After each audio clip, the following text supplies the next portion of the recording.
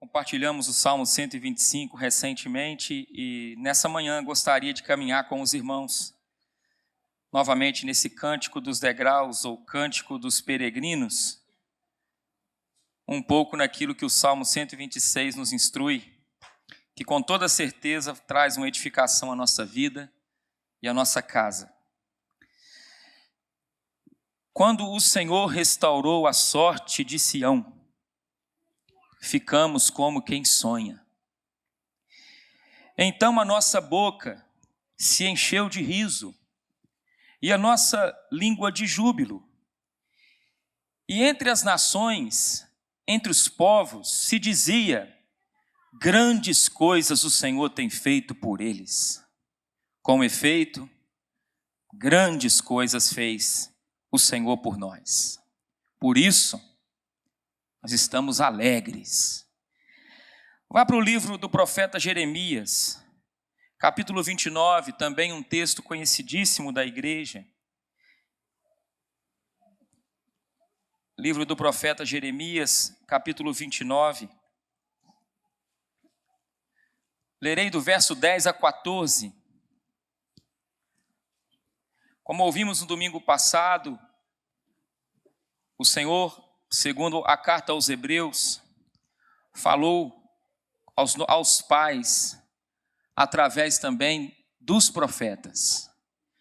E diz a Escritura, em Jeremias 29, verso 10 e 14, assim diz o Senhor: logo que se cumprirem para a Babilônia 70 anos, atentarei para vós outros e cumprirei para convosco a minha boa palavra, e vou tornar vocês a trazer-vos para este lugar. Eu é que sei que pensamentos tenho a vosso respeito, diz o Senhor. Pensamentos de paz e não de mal, para vos dar o fim que desejais. Então me invocareis, passareis a orar a mim, e eu vos ouvirei. Buscar-me-eis e me achareis quando me buscardes de todo o vosso coração. E serei achado de vós, diz o Senhor, e farei a vossa sorte ser mudada. Congregar-vos-ei de todas as nações e de todos os lugares para onde vos lancei, diz o Senhor. E tornarei a trazer-vos ao lugar de onde vos mandei, para o exílio. Pai querido, essa tua palavra, como teu servo agora orou, que mais uma vez o Senhor dê graça a cada um de nós para ouvir, compreender as grandezas que este texto e que os demais textos aqui expostos, ó Pai, trazem para o nosso coração. É o teu Espírito que convence, é o Espírito Santo que nos mostra Cristo nos textos bíblicos e nos ajuda nesses minutos que temos a compartilhar, Pai, uma palavra que traga genuína vida para todos nós. É a oração que fazemos confiados nos méritos de Jesus Cristo, o nosso Redentor. Amém. Meus irmãos, nos 3 versos que lemos no livro de Salmos, nós podemos observar algumas coisas que acredito edificam o coração de cada um aqui, principalmente aqueles que têm a sua convicção de quem são em Cristo. Porque creio eu, todos nós aqui já passamos por momentos de expectativa por alguma coisa que vai acontecer, e em meio a essa expectativa, uma espera para esse acontecimento, nós somos visitados por dúvidas, incertezas, medos, e de repente a gente se dá conta de que aquilo acontece. E na expressão do Salmo 126, a gente fica como quem sonha quando aquilo é realizado. Lhes trago alguns exemplos. Por exemplo, o vestibular para muitos jovens. Vários meses onde você se dedica intensamente, em meio a situações que você tem naquela disciplina alguma facilidade, mas alguns vão se deparar com dificuldades, provas dificílimas, semanas de expectativa, e de repente, entre a prova e aquele resultado, chega o dia do resultado, e você olhando ali, você observa a expressão escrita, aprovado. No seu rosto, possivelmente, um sorriso, uma alegria, e essa expressão, fiquei ali como quem sonha. Talvez alguns podem ser a expectativa já guardada no coração por um casamento. Meses, talvez anos de espera. Arrumar um emprego, ajeitar um futuro lar, preparar os detalhes para a festividade. De repente, o grande dia chegou. O noivo, vendo a sua noiva entrar, dá um beliscãozinho para ver se aquilo é verdade. Não pode estar acontecendo. A construção, então, de uma casa. Aí você vai observando aquela dor de cabeça, né, de papelada para começar a construir, o dinheiro que parece que não vai dar, e muita pesquisa de material, imprevistos acontecendo com pedreiros, e de repente você está dentro daquela casa que você sonhou. Você venceu. Vários obstáculos vencidos em todas essas situações, e de repente tudo dá certo. Que maravilha!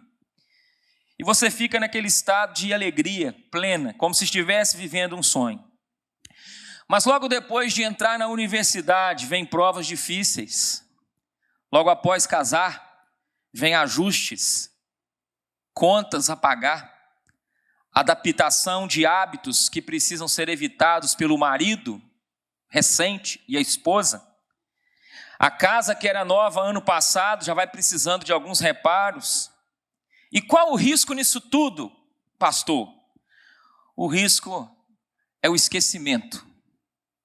Nós muitas vezes esquecemos com muita facilidade. E esquecer tudo aquilo que se passou até chegar ali. Tivemos uma grande vitória, mas diante das dificuldades que surgem, a gente esquece. Nossa vida é assim. Mas esse salmo fala sobre algo assim também parecido. Porque olhando para esse salmo, quando o salmista escreve, quando o Senhor restaurou a sorte de Sião, ficamos como quem sonha, nossa boca teve riso, nossa língua júbilo, os povos ao nosso redor diziam, olha, o Senhor fez grandes coisas por eles, e eles mesmos dizem, com efeito, foram grandes coisas que o Senhor fez por nós. Isso é o resultado da nossa alegria, do nosso júbilo. Aí quando nós lemos isso, nós nos deparamos, olhando para nós cristãos na nova aliança, a olhar para a grande libertação que nós recebemos gratuitamente na pessoa de Cristo Jesus. Porque esse texto aponta para uma grande libertação para o povo hebreu no passado. E de forma muito objetiva, essa libertação, eu trago alguns dados históricos que ajudam a entender um pouco esses 3 versículos do Salmo lido. É um salmo escrito depois do retorno do exílio da Babilônia, cerca de 537 anos antes de Cristo. Nenhum comentarista sabe ao certo a autoria deste salmo. Alguns que se arriscam dizem, Esdras escreveu. E estudiosos apontam que esse salmo se refere a esse retorno do povo hebreu, do povo judaico, retornando do exílio babilônico. Então guarde o seguinte, é um salmo que nos leva a olhar para o passado. Agora, lendo o verso 1, nasce uma pergunta no meu coração que compartilho com os irmãos. Por exemplo, de que maneira Deus restaurou a sorte de Sião? Qual era o problema ali que tinha que ser resolvido? E de que situação o povo de Deus precisava ser restaurado? E para ser restaurado, precisava de um restaurador.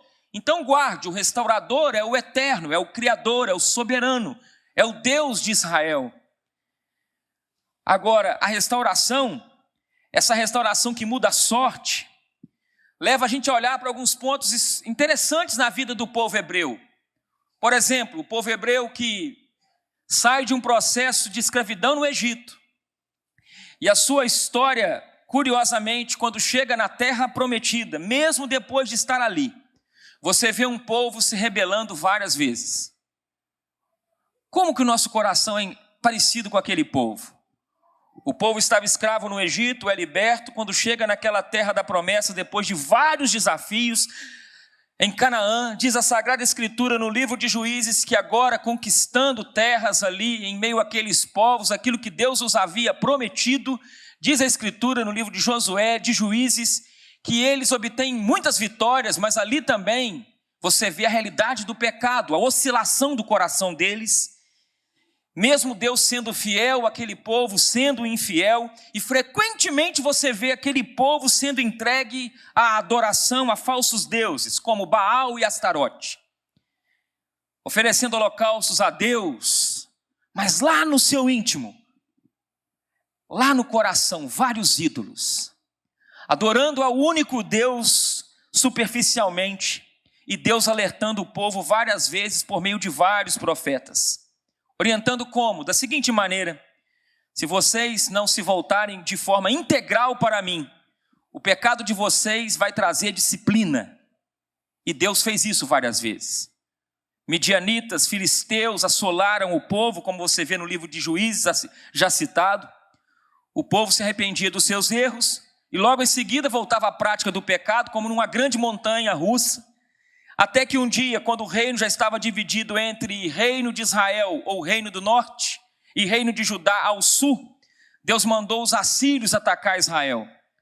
E as tribos do reino do norte foram levadas pelos assírios, a mando de um rei chamado Sargão, espalhadas por outras regiões. E a terra de Israel foi habitada por babilônios, assírios e outros povos. O povo do norte nunca voltou para sua terra. Enquanto isso, Judá, o reino do sul, continuava com as suas práticas abomináveis. E mais tarde, os assírios, agora com um rei chamado Senaqueribe, tenta escravidar Judá quando Ezequias era o rei. Nessa ocasião, há um fato interessante: Deus deu um grande livramento ao povo. O rei de Judá, Ezequias, homem piedoso, orou a Deus. E Deus matou da noite para o dia, pasmem vocês, mais de 180 mil soldados assírios, e eles foram salvos pela mão de Deus. Mas, no entanto, mesmo depois de tanto livramento, o povo continuou nos seus pecados. E agora os babilônios, através de um homem chamado Nabucodonosor, invadiu o reino de Judá, leva cativos os judeus, e eles foram levados como escravos para a Babilônia. Ali eles ficam estabelecidos, constroem casas, possuem terras, mulheres engravidam ali, têm filhos ali. E para eles que nascem naquele contexto de Babilônia, a Babilônia era tudo que eles conheciam. Voltando para o Salmo, 70 anos depois, em 538 a.C., inesperadamente, está lá no livro de Esdras, no capítulo 1, você pode ler em casa. Ciro, o rei persa, conquistou a Babilônia, irmãos. E ele decretou: olha, os judeus podem voltar para casa. Está lá dito que no primeiro ano de Ciro, rei da Pérsia, para que se cumprisse a palavra que eu li com vocês lá em Jeremias, o Senhor despertou o espírito de Ciro, que fez passar um pregão pelo seu reino, e ele disse que o Senhor Deus do céu me deu os reinos da terra, e quem dentre vós é de todo o seu povo, seja o seu Deus com ele, e suba a Jerusalém, e pode edificar a casa do Senhor novamente, o Deus de Israel, porque ele é o Deus que habita em Jerusalém. E todo aquele que restar em alguns lugares em que habita os homens desse lugar, vão ajudá-lo, com prata, com ouro, com bens e com gado. E é nesse contexto, igreja amada, que o salmista diz: quando o Senhor restaurou a sorte de Sião, ficamos quem sonha.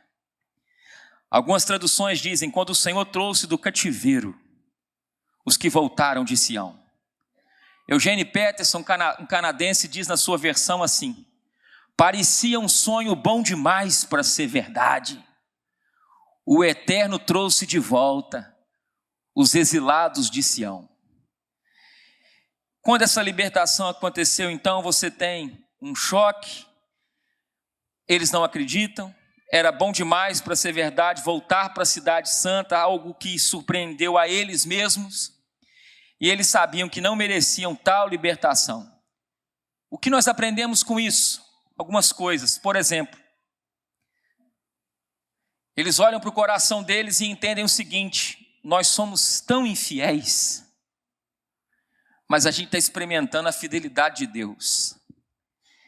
O povo de Sião merecia escravidão, irmãos, mas Deus os liberta de maneira inesperada, gerando no coração deles uma alegria imensa, tão grande alegria, de forma que a Escritura lida pelos irmãos e por mim parece um sonho.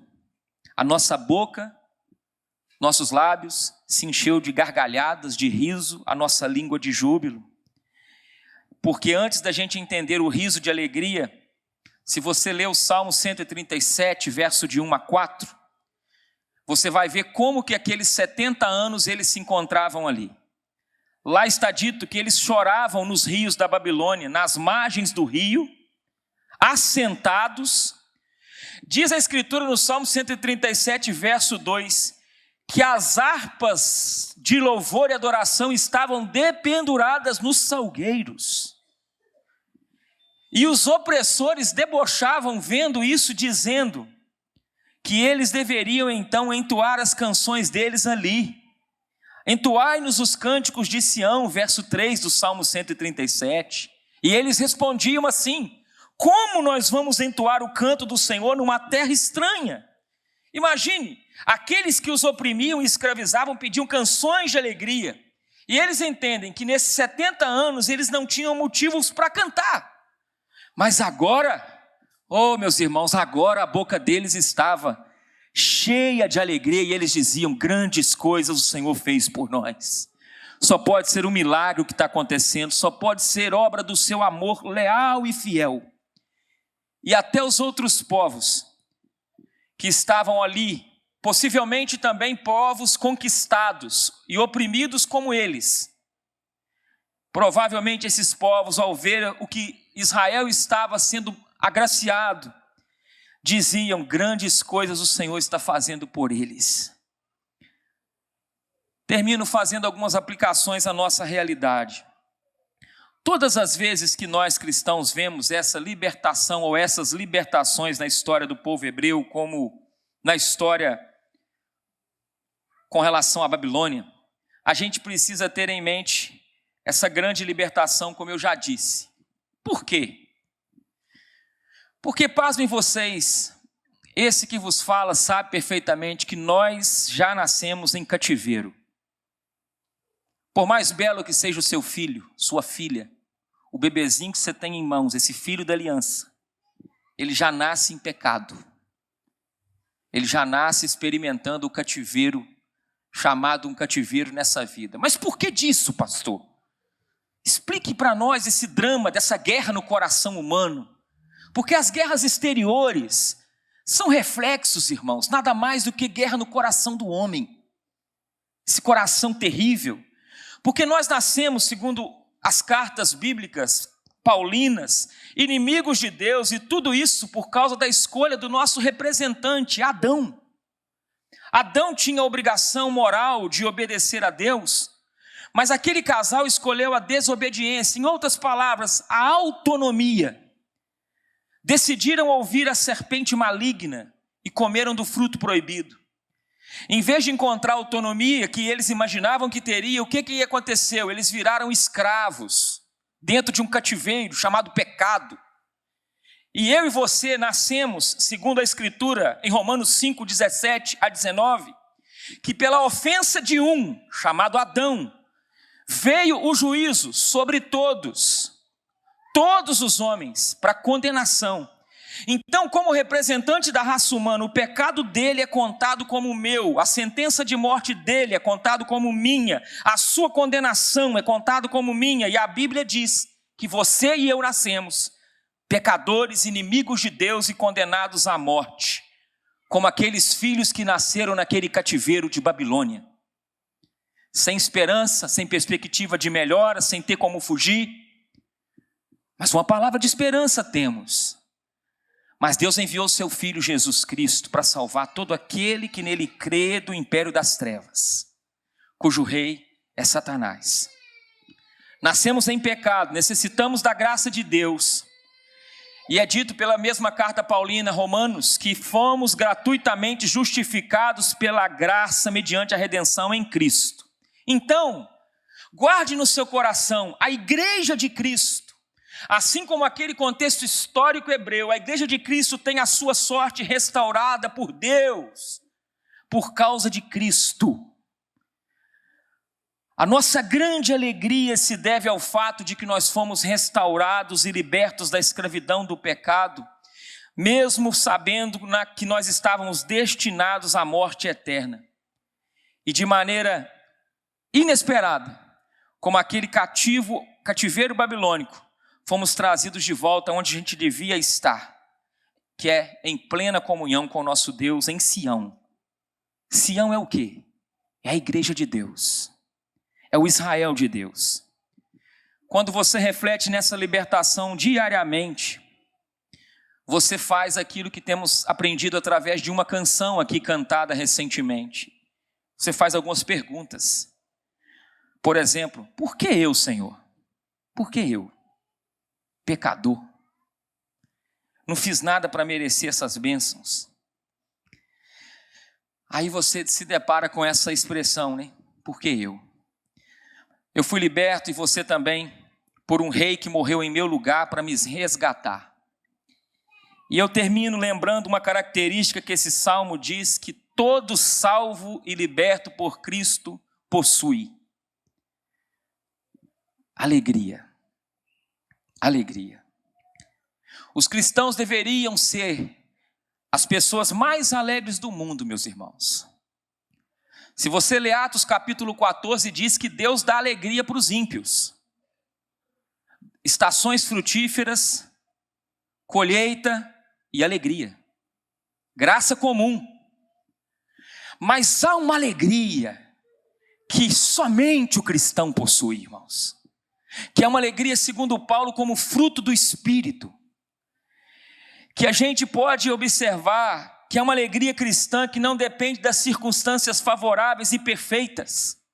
É uma alegria que leva um homem dentro de uma masmorra, dentro de uma prisão, escrever uma carta para uma igreja livre e dizer para essa igreja: olha, alegrai-vos no Senhor. Outra vez eu digo para vocês, alegrai-vos.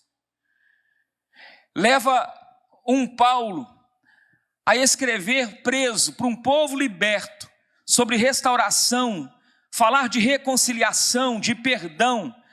Não é uma alegria como o homem natural às vezes depende, que quando o sol surge ele está feliz, quando o dólar está baixo ele entristece, quando a gasolina abaixa ele dá sorriso, quando os filhos estão comportadinhos ele fica muito alegre. Não, é uma alegria que perdura, que faz parte da nossa vida, que não é algo explicável em nós, é uma alegria que vem de Cristo, e é por causa dessa libertação que você está sentado nesse banco, está de frente dessa TV, desse aparelho, para entender um pouquinho dessa graça de Deus revelada na pessoa de Cristo Jesus, a verdadeira e genuína alegria do cristão. Louvado seja Deus! Agora, como povo de Deus, não poucas vezes, você adentra esse santuário, talvez trazendo tristezas no seu peito. Mas apesar de, você faz parte de um povo que é o povo mais alegre e feliz da terra.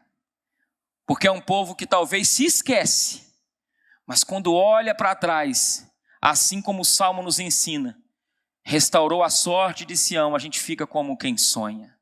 A boca se enche de riso, a língua de júbilo. Os vizinhos dizem: o Senhor tem feito grandes coisas por eles. Grandes coisas o Senhor faz por nós, a gente reconhece. Por isso a gente está alegre. De maneira que a gente deve se maravilhar com aquilo que Deus já fez nas nossas vidas. Nessa manhã eu te chamo, eu te convido, irmão. Independente da circunstância que você está enfrentando, financeira, emocional, independente de como tem sido esses 4 meses do seu 2024, eu lhe convido a olhar para as maravilhas que Deus já fez na sua vida e voltar a se alegrar nisso e passar a dar testemunho do poder de Deus no seu viver. Lembrando 2 verdades básicas que esses textos nos instruem. Quando eu li Jeremias, está dito lá no verso 10, logo que se cumprir para a Babilônia 70 anos, ou seja, a libertação não é obra humana e ela tem um tempo determinado.